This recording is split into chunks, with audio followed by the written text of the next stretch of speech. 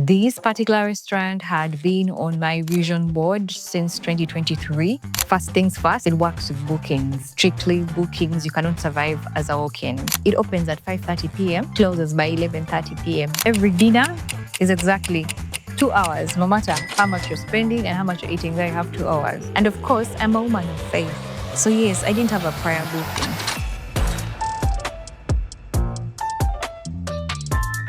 Welcome to this episode. It's a travel episode, and I want to tell you about my experience at the famous, popular cave restaurant in Diani.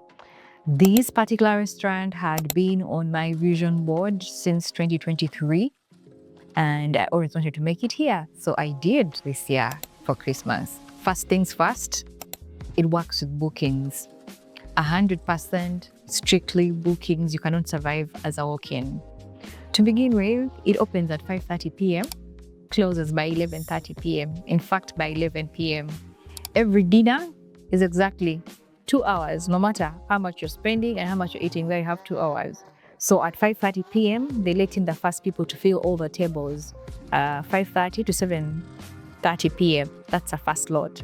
At 7:30 p.m., whether you're done with your dinner or not, you must find out having been done with your dinner by 7:30 because you need to go out for another group to come in. Another group comes in and it has 2 hours between 7:30 to 9:30. After 9:30, they are required to go out. At this point, you should call them cohorts. The last cohort comes in at 9:30, and by 11:30, they are done and out, and the restaurant is closing for the day until the next day at 5:30 p.m. And while when you're on the other side whereby you're not benefiting, it's a bit of, why this is unfair? But I think now looking back, I appreciate the process, and I also appreciate their choice of doing things that way, because this is a tourist attraction. What their selling point is being touristy, and scarcity really does help with that whole touristy vibe, because their target client is a tourist who has flown in miles and miles away from their home to come for this one thing. They probably had it on their travel vision board, like I've had it on mine since 2023. So I think it makes sense to create that feeling of scarcity and, difficult access around it. I think like it adds to the experience and stuff like that. So maybe that's it. But besides that, personally, I was really excited to be here. The lighting is gorgeous, as you can see. There's no picture you take and it comes out badly. Okay, that's the experience I had. Maybe I was wearing the right color and the warm lights were just doing their thing, but the pictures were gorgeous. The images were good. The service is, of course, very touristy oriented. There's a guy like in a Maasai thing welcoming you outside at the doorway. And then when you walk in, that you can see the inside, the tables and these little roofs that look like as if you're sitting in your own Kalito palace over there. They've tried to merge a bit of Swahili culture with lots of modernity. Imagine being served beautiful, like wine in a beautiful proper wine glass, but then you're seated on these like proper around ancient rocky walls and things like that. So I like the mixture of like traditional Swahili culture with like proper modernity, Italian style kind of serving. So it was a really good experience, except for the limitations in terms of time.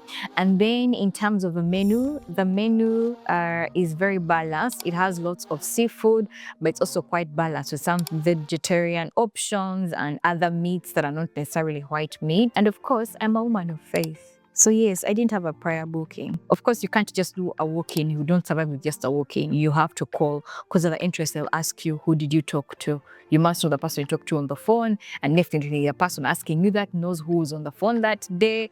So the access is strictly by booking. So I did call, and coincidentally, the lady was also called Miriam, talked to her, and she told me to come in. This thing operates like an aeroplane. You can come in when you don't have a booking, but of course you booked and then they tell you we are full. But if you really want this, you can come. So you come and they have this, the restaurant has two sections. It has a section downstairs inside the cave, like proper, like what you'd call a corner office. So the cave sort of has like a corner office situation. That's where all the dinners take place. And then the upper corner, as soon as you come down the staircases in the cave, there's this first corner that you get to, that is like the bar area. So if you don't have a prior booking, you'll have to sit in the bar area and you only have access to drinks, no food, no dinner. You have access to only drinks until the next shift. So let's say you get there at 7:30 and the next shift is at 9:30, and let's say you're there by around 8 p.m. If you're there like at 8 p.m.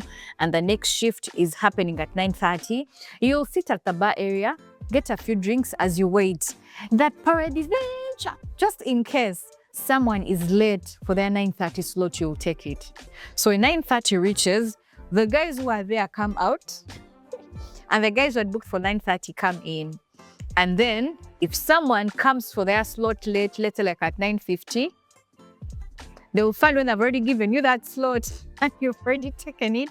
So that's the only way you can have access to dinner when you go down to the restaurant. But guess what happens? Guys who have booked for 9:30 will be there by 7:30 and sit in the bar area and wait for their slot, because they all know how competitive it is. This thing is like taking a flight. I swear, the marketing element and whoever comes up with it is genius, because they're not advertising on TV or anything, but the concept of scarcity they've created around it, it makes people fly miles, book days before, and come 2 hours before to make sure that slot is not taken by someone else, because they know there's someone who didn't book and has gone there earlier to wait for them to be 10 minutes late and take their slot. But I must mention, let me not scare you about the experience. It's a very worthwhile experience. I must mention that in case within the 2 hours you don't finish your dinner, they don't like throw you out of the restaurant. No, they don't. I saw a group of a family that were white. I think they'd finished their dinner, but their drinks were still full and going. And I think they still wanted to continue having a conversation in the restaurant. But then their time was done and there was a new group coming in at 9:30, the group that booked for the 9:30 p.m. So they moved from the dinner area to the bar area, and I gave them a spot to sit in the bar in a circle with their drinks. And they continued their conversation for like another 1 or 2 hours. So I think the real strict policy is down there at dinner. Very hard to have dinner there unless you booked in advance, or by God's chance you get an opportunity to sneak into someone's booking who either comes late or doesn't show up. And then in terms of access, you can go it's by road first of all, so you can go by car or tuk-tuk. I really love tuk-tuks in Diani. You can take a tuk-tuk from the main road in Diani to the restaurant, and it's mostly lots of afternoons, very brown, warm lighting, staircase aesthetic. Photography is allowed. So sometimes when you come without a booking and you do not get a no-show that allows you to go to the dinner area and you just get drinks, a no-show is a situation where someone has booked for dinner days before, and then on the day of the dinner, the slot that they booked for, they're not able to travel for it for different reasons. Sometimes they didn't travel. Sometimes they are far away in a different activity. Sometimes they just had a long day doing different activities and they can't come, because these are things you book for days before. For example, by the time we were there on, I think the 28th, the restaurant was fully booked between 20th up to 3rd January. Fully booked for all the slots. There was no slot. And we kept like trying to get a slot in vain. And then on that day I called and they told us, you know what, just come in case you have any no-shows, you can take their place. So that's how fully booked this place is. Actually, it was fully booked, I think up to, was it the 15th or the 3rd of January? I'm confusing the dates to the SGR dates.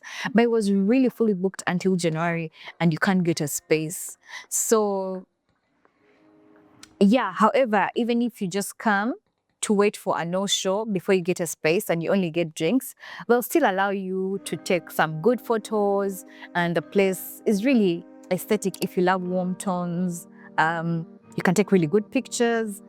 And I think they do it intentionally, because you know that if you take pictures there, you're going to post them.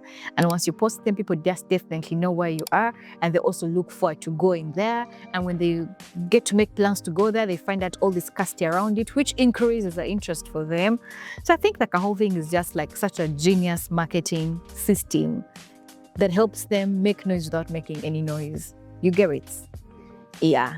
So thank you so much, guys, for joining me on this episode. And our next episode, I want to be comparing for you guys the cave restaurant in Diani with the rock restaurant in Zanzibar. I find them to be quite similar, but also very different. But I love both restaurants because the rock restaurant had been on my vision board from 2020 and I got to go there in 2023 and I was so happy. And then same way, the cave restaurant has been on my vision board since 2023 and I got to go there. So the next video, I want to compare for you the two from my perspective and experience, and I hope you'll enjoy it. Otherwise, until the next one, I love you and bye. And as usual, my videos are shot from the MPIC studios in Kampala. Reach out to them if you want to make your podcast vision come to life this year. See you.